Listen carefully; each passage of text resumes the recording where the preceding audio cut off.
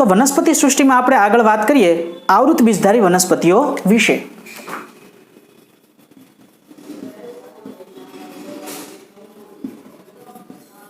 પૃથ્વી ઉપર હાલમાં સૌથી વધારે પ્રભાવી હોય, સૌથી વધારે ઉદ્વિકસિત હોય, સૌથી વધારે જે જટિલ રચનાઓ દર્શાવતો હોય તેવો જો કોઈ વનસ્પતિ સમૂહ અત્યારે હાલમાં હોય તો એ છે આવૃત બીજધારી. લગભગ તમામ સ્થળજ જગ્યાઓ જે છે, લગભગ તમામ, બહુ ઓછી જગ્યાઓ એવી છે કે જ્યાં એક્સ્ટ્રીમ કન્ડિશન્સ હોવાને કારણે આ વનસ્પતિ નથી. બાકીની બધી જ સ્થળજ જગ્યાએ આ વનસ્પતિઓ પ્રાપ્ત છે. ઇવન જળ પાણીની અંદર પણ ઘણી વનસ્પતિઓ છે એ આવૃત બીજધારીની જોવા મળે છે.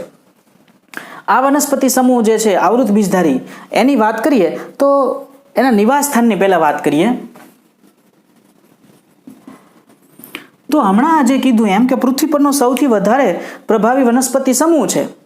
આપણે આજુબાજુ નજર દોડાવીએ તો લગભગ 99.99% વનસ્પતિઓ આપણને એ જ જોવા મળે કે જે આવૃત બીજધારી વર્ગમાં, આવૃત બીજધારી વિભાગમાં સમાવેશિત થતી હોય. બધી જ જગ્યાએ પાણીમાં જોવા મળે, રણ પ્રદેશમાં પણ થાય, સામાન્ય વાતાવરણમાં તો પુષ્કળ પ્રમાણમાં થાય, અત્યંત વરસાદ આવતો હોય ત્યાં પણ થાય, ઠંડા પ્રદેશોમાં પણ થાય. આવો પ્રભાવી વનસ્પતિ સમૂહ છે. અત્યાર સુધી આપણે આગળની જે કોઈ પણ વનસ્પતિ પ્રકારની વાત કરી તેઓ કોઈ એક ચોક્કસ વિસ્તાર પૂરતા સીમિત હતા, તેઓની મર્યાદા હતી, અને એના કારણે આ વનસ્પતિ સમૂહો છે એ બહુ ઓછા વિસ્તાર પૂરતા મર્યાદિત રહ્યા. પણ આવૃત બીજધારી વનસ્પતિ એ ખૂબ જ વિસ્તૃત પ્રમાણમાં એનું પ્રસરણ અથવા વિસ્તરણ દર્શાવે છે. જો આ વનસ્પતિની સ્વરૂપની વિવિધતાની વાત કરીએ તો સ્વરૂપમાં વાત કરીએ તો છોડ પ્રકારની વનસ્પતિ પણ છે, ક્ષુપ પ્રકારની પણ છે, મહાકાય વૃક્ષ પ્રકારની પણ છે, વેલા પ્રકારની વનસ્પતિ પણ જોવા મળે છે. નાનામાં નાની વનસ્પતિની વાત કરીએ તો આપણા આંગળીના ટેરવા ઉપર સમાઈ જાય એવડી વુલ્ફિયા ગ્લોબોઝા નામની વનસ્પતિ એ આવૃત બીજધારી વનસ્પતિ છે. અને નીલગિરી જેવી 100 મીટર જેટલી ઊંચાઈ દર્શાવતી વનસ્પતિ પણ આની અંદર છે. ઉપયોગની વાત કરીએ તો આપણે તમામ જે વનસ્પતિજન્ય પેદાશો પર આપણે આધાર રાખીએ છીએ તે મોટા ભાગની આવૃત બીજધારી વનસ્પતિઓની જ હોય છે. પછી એ ખોરાકની વાત હોય, પછી એ કપડાની વાત હોય, એ રહેઠાણ માટે ઇમારતી લાકડાની વાત હોય કે ઔષધિ માટેની વાત હોય, તમામ મોટા ભાગનું જે છે એ સ્ત્રોત આપણો આવૃત બીજધારી જ વનસ્પતિઓ છે. જો હવે આ પહેલી વાત એ કે આને આવૃત એવું શા માટે કહે છે, તો આનું બીજ જે છે એ આવૃત છે. તો બીજ શેનાથી આવૃત છે કે જેથી આને આવૃત બીજધારી કહે છે? તો એટલા માટે કે આ જે બીજ છે એ ફલાવરણથી આવૃત છે. મતલબ કે બીજની ફરતે ફલાવરણ, ફળનું આવરણ છે. એકમાત્ર એવો વનસ્પતિ સમૂહ કે જે ફળ દર્શાવે છે. ફળ છે અને એની અંદર બીજ રક્ષાયેલા છે. આપણે આગળ જે અનાવૃત બીજધારી વનસ્પતિની વાત કરી એમાં બીજ છે પણ ફળ નથી, એટલે બીજની ફરતે ફલાવરણ નથી, એટલા માટે એને અનાવૃત, આવરણ વગરનું બીજ એવું કહે છે. જ્યારે અહીંયા તો આવૃત બીજ છે, આવરણ વાળું બીજ છે, ફળનું આવરણ દર્શાવતું બીજ છે, એટલે ફળ પણ હોય અને બીજની હાજરી પણ દર્શાવતા જોવા મળે છે. એટલા માટે તેને આવૃત બીજધારી વનસ્પતિ તરીકે ઓળખવામાં આવે છે. જો એના વર્ગો પાડવામાં આવે તો આ આવૃત બીજધારી વનસ્પતિ જે છે એના 2 વર્ગો મુખ્યત્વે પડે છે, દ્વિદળી અને એકદળી. દ્વિદળી શા માટે દ્વિદળી કહીએ છીએ તો એના તફાવત આપણને ખ્યાલ છે. અગાઉના ધોરણમાં આપણે અભ્યાસ કરી ચૂક્યા છીએ કે કયા પ્રકારના બીજને દ્વિદળી અને કયા બીજને એકદળી કહેવાય. તો 2 બીજપત્રો દર્શાવતા હોય તે દ્વિદળી, એની સામે 1 બીજપત્ર હોય તો એકદળી. બીજો શું તફાવત છે આ 2 વર્ગની વચ્ચે? તો દ્વિદળી વર્ગની વનસ્પતિ, મોટા ભાગની લગભગ બધી જ વનસ્પતિઓ જે છે એના પર્ણ ઝાલાકાર શિરા વિન્યાસ દર્શાવે. આપણે અગાઉ સપુષ્પ વનસ્પતિની બાહ્યાકાર વિદ્યા ભણી ચૂક્યા છીએ, તો એમાં આપણે શિરા વિન્યાસની વાત કરી છે. તો દ્વિદળી વર્ગની વનસ્પતિઓ ઝાલાકાર શિરા વિન્યાસ દર્શાવે છે, સામે એકદળી વર્ગની વનસ્પતિઓ એ સમાંતર શિરા વિન્યાસ દર્શાવે છે.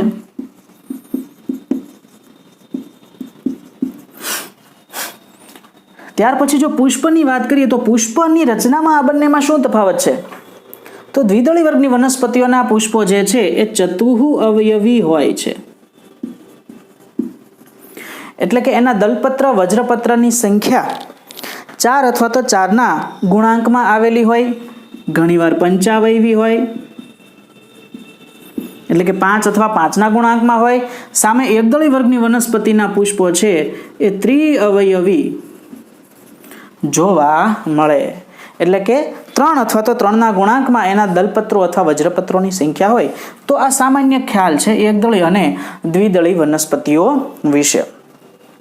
દ્વિદળી વનસ્પતિઓ એમાંથી ઉદ્વિકાસ થઈ અને એકદળી વનસ્પતિઓ બની હોવાનો જે વર્ગીકરણ શાસ્ત્રીઓ જે છે એનું અનુમાન છે. તો આ એની વાત થઈ. કોઈ પણ પ્રકારની વનસ્પતિ હોય દ્વિદળી અથવા તો એકદળી, જો એના પુષ્પની રચનાની વાત કરીએ તો પુષ્પ જે છે એ 4 અંગો દર્શાવે છે: વજ્રચક્ર, દલચક્ર, પુંકેસર ચક્ર અને સ્ત્રીકેસર ચક્ર. આ 4 ચક્રો વિશે આપણને ખ્યાલ છે. વજ્રચક્ર અને દલચક્ર જે છે આ બે એવા છે કે જે પ્રજનનની પ્રક્રિયામાં ભાગ લેતા નથી, પણ પ્રજનનની પ્રક્રિયા માટે સહાયભૂત થાય છે. રક્ષણ અને આકર્ષણ માટેના આ અંગો છે, તો એને સહાયક અંગો કહેવામાં આવે છે. અને બાકીના બે જે છે પુંકેસર ચક્ર અને સ્ત્રીકેસર ચક્ર, આ બંને પ્રજનનની ક્રિયામાં ભાગ લે છે, એટલા માટે તેને આવશ્યક ચક્રો કહે છે. કારણ કે આ બંને ચક્ર વગર પ્રજનનની પ્રક્રિયા થાય નહીં. પ્રજનનની પ્રક્રિયા માટે પુષ્પનો હેતુ કે લિંગી પ્રજનન એ પુષ્પનો હેતુ છે, તો પુષ્પનો હેતુ પૂરો કરવા માટે થઈ અને આ બંને ચક્રો આવશ્યક છે, એટલા માટે આવશ્યક ચક્રો કહે છે. અને એ આવશ્યકતા પૂરી કરવા માટે પહેલા બે ચક્રો વજ્ર અને દલ એ બંને ચક્રો સહાય કરે છે, એટલે એને સહાયક ચક્રો તરીકે ઓળખવામાં આવે. પુંકેસર ચક્ર શેનું બનેલું છે? તો પુંકેસર ચક્રમાં પુંકેસર આવેલા હોય અને સ્ત્રીકેસર ચક્રમાં સ્ત્રીકેસર આવેલા હોય. પુંકેસર જે છે એ કેવી રચના છે? તો પુંકેસર એ આવી રચના છે કે જે તંતુ ધરાવે છે, પરાગાશય ધરાવે છે અને તંતુ અને પરાગાશયનું જોડાણ કરતી હોય તેવી યોજી દર્શાવે છે. આ ત્રણેય ભેગા મળે અને પુંકેસરની રચના કરે છે. એ જ રીતે સ્ત્રીકેસરના પણ 3 ભાગો છે. સ્ત્રીકેસરના 3 ભાગોની વાત કરીએ તો સૌથી ઉપર ટોચે નાનું એવું ફૂલેલો ભાગ છે કે જે ઘણીવાર શાખિત હોય, ઘણીવાર પીંછાકાર હોય, એ છે પરાગાસન. ત્યાર પછીનો નલિકાકાર ભાગ છે એ છે પરાગ વાહિની અને એની નીચેનો ભાગ છે એ છે બીજાશય. આ ત્રણેય ભેગા મળી અને સ્ત્રીકેસરની રચના કરે. આવા એક અથવા વધારે સ્ત્રીકેસરો મુક્ત અથવા યુક્ત અવસ્થામાં જે છે એ આખા સ્ત્રીકેસર ચક્રની રચના કરતા જોવા મળે છે. હવે આપણે આ વનસ્પતિઓનું જીવન ચક્ર કેવું છે એ ડિટેલમાં જોઈએ. તો આપણે આવૃત બીજધારી વનસ્પતિઓનું જીવન ચક્રની વાત કરીએ તો આ વનસ્પતિઓ જે છે એની અંદર પ્રભાવી અવસ્થા છે બીજાણુજનક અવસ્થા, જે વનસ્પતિના દેહ તરીકે ઓળખવામાં આવે છે. આ વનસ્પતિનો દેહ કે જે રંગસૂત્રની દ્રષ્ટિએ એના કોષો કેવા હોય છે? 2n હોય છે. જ્યારે પ્રજનન અવસ્થા હોય ત્યારે આ વનસ્પતિઓ જે છે એ પુષ્પની ઉત્પત્તિ કરે છે. આપણે પુષ્પની રચના જોઈએ.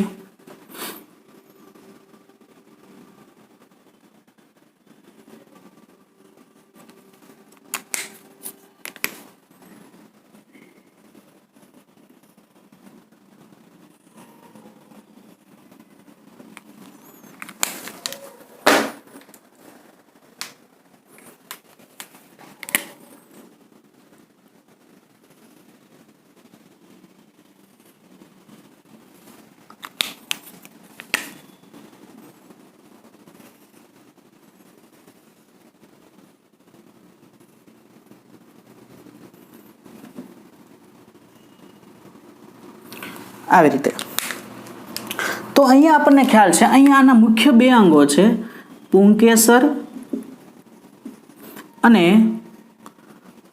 સ્ત્રીકેસર. હવે આ જે પુંકેસર જે છે એનું પરાગાશય ઉપરનો ભાગ છે એને કહેવામાં આવે છે પરાગાશય. આ પરાગાશય જે છે એને લઘુ બીજાણુ ધાની તરીકે પણ ઓળખવામાં આવે છે, કારણ કે આ પરાગાશયની અંદરની જે બીજાણુજનક પેશી જે છે, આની અંદર બીજાણુજનક પેશી આવેલી હોય, આ બીજાણુજનક પેશી જે છે એની અંદર અર્ધીકરણની પ્રક્રિયા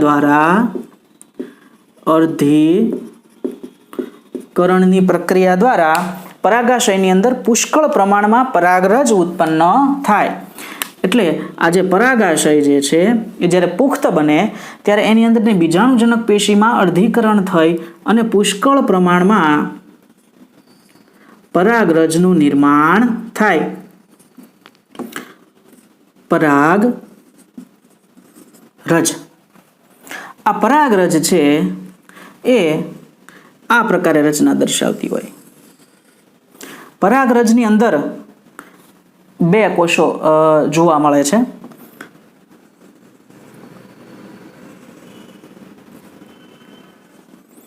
ઉપરનો વાનસ્પતિક કોષ અને નીચેનો છે એ પ્રજનન કોષ. ત્યાર પછી હવે એની સામે આપણે સ્ત્રીકેસરની રચનાની વાત કરીએ. આ પરાગરજ છે એને કહેવામાં આવે છે લઘુ બીજાણુ. અહીંયા અર્ધીકરણની પ્રક્રિયા થાય છે. આ બધી રચના જે છે એ 2n છે, પણ અહીંયા અર્ધીકરણ થાય છે એટલે હવે પરાગરજ કેવી બની ગઈ? n આવી એટલે અહીંયા જન્યુજનક અવસ્થા જે છે એની શરૂઆત થઈ ચૂકી. સ્ત્રીકેસરની વાત કરીએ તો સ્ત્રીકેસરની અંદર જે બીજાશય છે, આ બીજાશયમાં આપણે અહીંયા કોઈ એક અંડકની વાત કરીએ તો આ અંડક જે છે, આ અંડકની અંદર ભ્રૂણપુટનો વિકાસ થાય છે. અહીંયા ભ્રૂણપુટ, અને આ ભ્રૂણપુટ છે એ માદા જન્યુજનક અવસ્થાનું સ્ટાર્ટ અથવા તો એની શરૂઆત થઈ જાય છે. વળી અહીંયા આપણે આ રચનાને થોડીક મોટી દોરીએ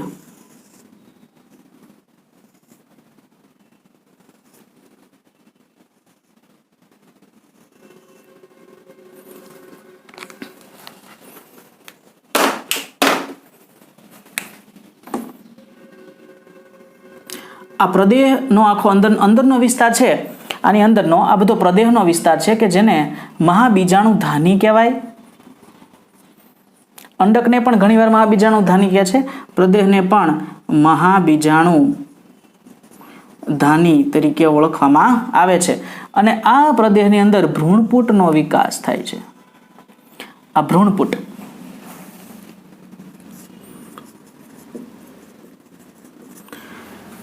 સૌપ્રથમ પ્રદેહના કોષો હોય એની અંદર બધા કોષો સમાન હોય છે, પણ એમાંના એક કોષ છે એ મહાબીજાણુ માતૃકોષ તરીકે વર્તે અને અર્ધીકરણની પ્રક્રિયા થાય. અહીંયા અર્ધીકરણ ભ્રૂણપુટનો જે વિકાસ થાય છે એ અર્ધીકરણના કારણે બને છે. એટલે ભ્રૂણપુટ પોતે એકકીય હોય, બાકી પ્રદેહ છે એ 2n હોય. પ્રદેહના ઘણા બધા કોષ હોય, આ પૈકીનો કોઈ એક કોષ જે છે એ મહાબીજાણુ માતૃકોષ તરીકે વર્તે, અર્ધીકરણ પામે એટલે 4 કોષો બને, એમાંથી 3 મરી જાય, 1 વધે. એ 1 વધે એ મોટો બની જાય બાજુના કોષોની સાપેક્ષે, એટલો બધો મોટો બની જાય કે એ બાજુના કોષો કરતાં કદમાં બહુ વિસ્તૃત થઈ જાય. એને કહેવામાં આવે ભ્રૂણપુટ. હવે એનું નિર્માણ અર્ધીકરણથી થાય છે એટલા માટે એ જન્યુજનક અવસ્થા તરીકે ઓળખવામાં આવે. તો ભ્રૂણપુટ એ માદા જન્યુજનક અવસ્થાનું સ્ટાર્ટિંગ છે, શરૂઆત છે. આ ભ્રૂણપુટની અંદર એક કોષ કેન્દ્ર હોય. હવે આ કોષ કેન્દ્ર છે એ એકવાર વિભાજન પામે એટલે 2 કોષ કેન્દ્ર બને. આ બંને કોષ કેન્દ્ર એક વાર વિભાજન પામે એટલે કે બીજી વાર વિભાજન થાય એટલે 2 ના 4 થાય, અને ત્રીજી વાર વિભાજન થાય એટલે 4 ના 8 કોષ કેન્દ્ર થાય। આ 8 કોષ કેન્દ્રો છે એ હવે વિતરણ પામે, એટલે હવે અહીંયા આપણે જોઈએ માત્ર ભ્રૂણપુટ, અને ભ્રૂણપુટના 8 કોષ કેન્દ્રો કઈ રીતે વિતરણ પામે, તો 3 જે છે એ ઉપરના છેડે જાય, ઉપરના છેડે અહીંયા વ્યા જાય અને કોષનું નિર્માણ કરે, 3 જે છે એ નીચેના બાજુ રહે અને બાકીના 2 કોષ કેન્દ્રો વચ્ચે ભેગા થાય અને સંયુક્ત રીતે આવરણની અંદર રક્ષાય। તો અહીંયા કેવી અવસ્થા રચાય છે, તો અહીંયા આ ભ્રૂણપુટની અંદર આ ઉપરના 3 જે છે એને કહેવામાં આવે પ્રતિધ્રુવ કોષો।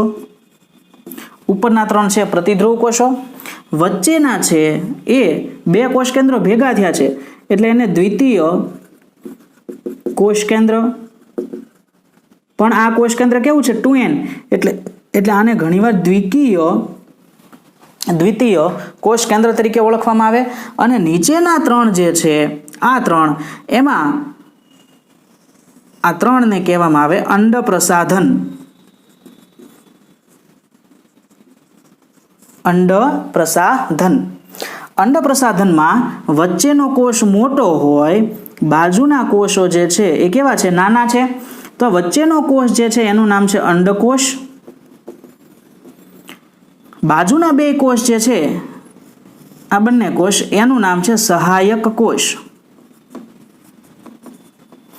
એટલે આવું અંડ પ્રસાધન આની અંદર હોય કે જે 8 કોષ કેન્દ્રો ધરાવે પણ કોષો 7 જ છે, 7 કારણ કે વચ્ચેના 2 ભેગા થઈ જાય છે એટલે ઉપર 3 નીચે 3 વચ્ચે 1, 7 કોષો પણ કોષ કેન્દ્ર 8।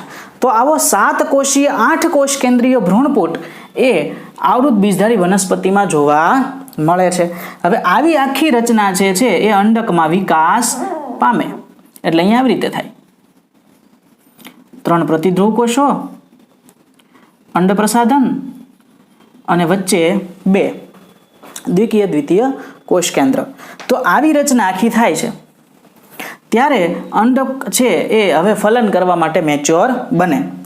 એ સમયે પરાગરજ છે એનું વિકિરણ થાય, એટલે પરાગરજ તો ઉત્પન્ન અહીંયા થઈ છે, હવે એનું વિકિરણ થશે હવા દ્વારા, પાણી દ્વારા, પવન દ્વારા, પક્ષી દ્વારા, કીટક દ્વારા, કોઈ પણ રીતે આ પરાગરજ મુક્ત થાય અને એ ઉડતી હવામાં ઉડે અથવા પક્ષીઓના સાથે અથવા કીટકોના શરીર સાથે ચોંટી અને ગમે તે રીતે એ સ્ત્રી કેસરના પરાગાસન સુધી પહોંચે। તો અહીંયાથી પરાગરજ ઉત્પન્ન થાય અને કોઈને કોઈ માધ્યમ દ્વારા સ્ત્રી કેસરના પોતાનું જ પુષ્પ અથવા અન્ય વનસ્પતિના પુષ્પ ના પરાગાસન પર સ્થાપિત થાય, આ ઘટનાને કહેવાય પરાગનયન। આ તમામે તમામ વસ્તુ આપણે 12મા ધોરણના બીજા ચેપ્ટરમાં ડિટેલમાં ભણવાની છે, એટલે અત્યારે માત્ર ઉપર છેલ્લી વાત થાય છે। તો આ પરાગનયનની પ્રક્રિયા દ્વારા પરાગરજ છે હવે સ્ત્રીકેસરના પરાગાસન પર સ્થાપિત થઈ। હવે શું થાય, તો હવેની આખી રચના છે આપણે અહીંયા જોઈએ।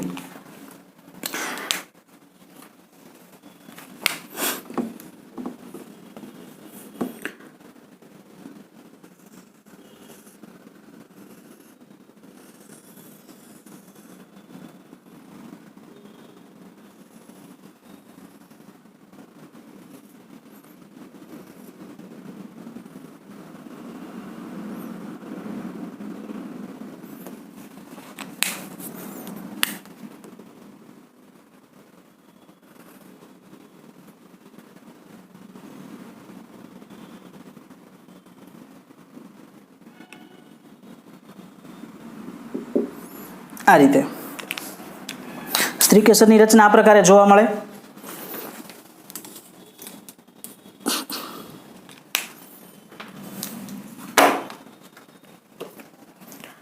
આ જ વખતે પરાગરજ છે એ પરાગનયન પામી અને ક્યાં આવી ચૂકી છે, તો કે પરાગાસન પર સ્થાપિત થઈ છે। હવે આ પરાગરજ છે એ પેલા દ્વિકોષ કેન્દ્રીય હતી, હવે એનું જે નીચેનું નાનો જે કોષ છે એ વળી પાછો કોષ કેન્દ્ર વળી પાછું વિભાજન થાય છે અને આમાંથી બની જાય છે 2 કોષ કેન્દ્ર। હવે અહીંયા પરાગરજનું અંકુરણ થાય અને આ પરાગરજ છે એ પાતળી નલિકા બનાવે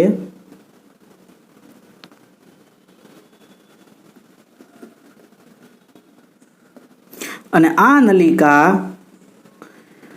એટલે કે પરાગ નલિકા એ સ્ત્રીકેસરના પરાગવાહિનીના પોલાણમાં વહન પામતી છેક અંડકના મુખ પાસે પહોંચી જાય. તો અહીંયા શરૂઆતમાં ઉપરનું જે છે કોષ કેન્દ્ર કે જે વાનસ્પતિક કોષ અને એનું કોષ કેન્દ્ર અથવા નાલ કોષ કહેવાય, એ આગળ વહન પામે. એ વહન પામતું છેક અહીંયા સુધી પહોંચે, પછી એ નાશ પામે છે. વધે છે કોણ? તો કે પાછળના 2 કોષ કેન્દ્રો. આ 2 કોષ કેન્દ્રો છે એ અહીંયા વહન પહેલા વાનસ્પતિક કોષ અહીંયા જાય એની પાછળ જતા હોય. જ્યારે અહીંયા પહોંચે ત્યારે આ વાનસ્પતિક કોષ નાશ પામે. એટલે વધ્યા આ બંને જે છે એ નર પ્રકોષ કેન્દ્ર વધે, વાનસ્પતિક કોષ કેન્દ્ર તો નાશ પામ્યું. હવે આ બંને નર પ્રકોષ કેન્દ્ર જે છે એ અંડકના મુખની અંદર દાખલ થાય અને ભ્રૂણપુટની અંદર જઈ અને ફલનની પ્રક્રિયા કરે. એક નર પ્રકોષ કેન્દ્ર વચ્ચે દ્વિતીય કોષ કેન્દ્ર આવ્યું છે તેની સાથે જોડાય અને બીજું છે એ અહીંયા વચ્ચે અંડકોષ આવેલો છે એની સાથે જોડાય. એટલે અહીંયા 2 જગ્યાએ જોડાણની પ્રક્રિયા થાય.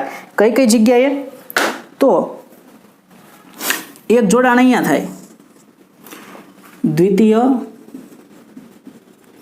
દ્વિકીય કોષ કેન્દ્ર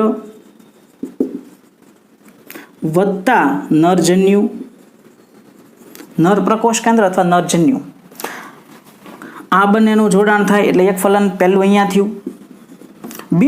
બીજો જે નરજન્યુ હતો એ ક્યાં ગયો? તો કે અંડપ્રસાધનની અંદર એ વહન પામીને અંડપ્રસાધનની ખરેખર તો એવી રીતે થાય કે અંડપ્રસાધનમાં જાય ને સહાયક કોષની અંદર દાખલ થાય અને ત્યાંથી અંડકોષમાં દાખલ થાય અને અંડકોષને ફલિત કરે.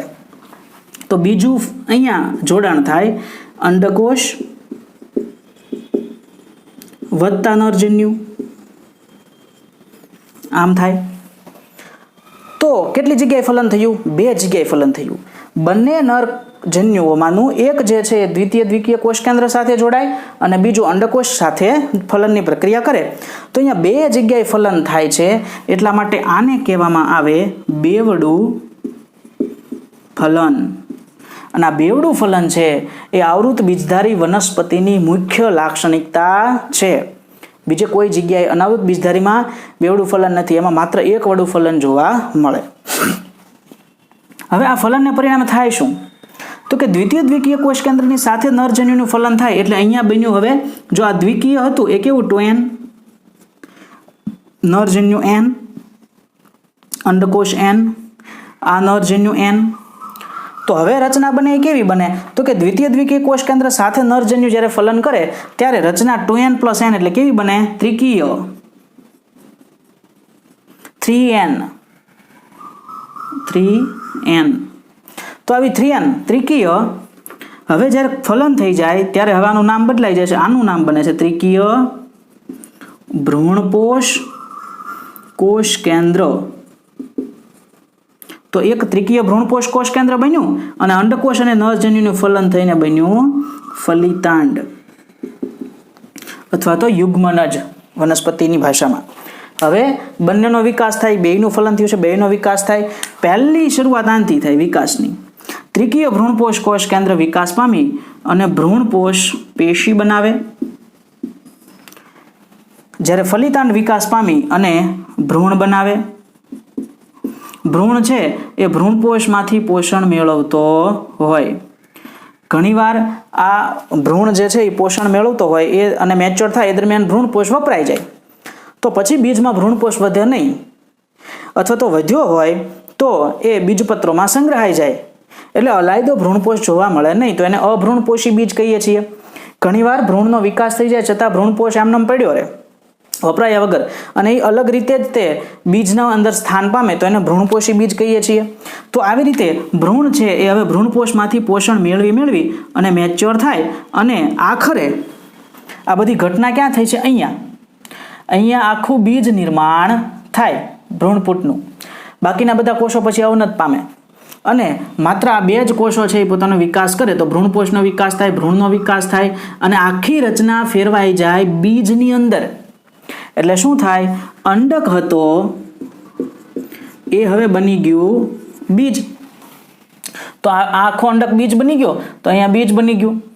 હવે બીજાશયનું શું થયું? તો કે ફલન થાય એટલે આ પરાગાસન ને પરાગવાહિની ફેલ થઈ જાય અથવા અવનત પામે, નાશ પામે.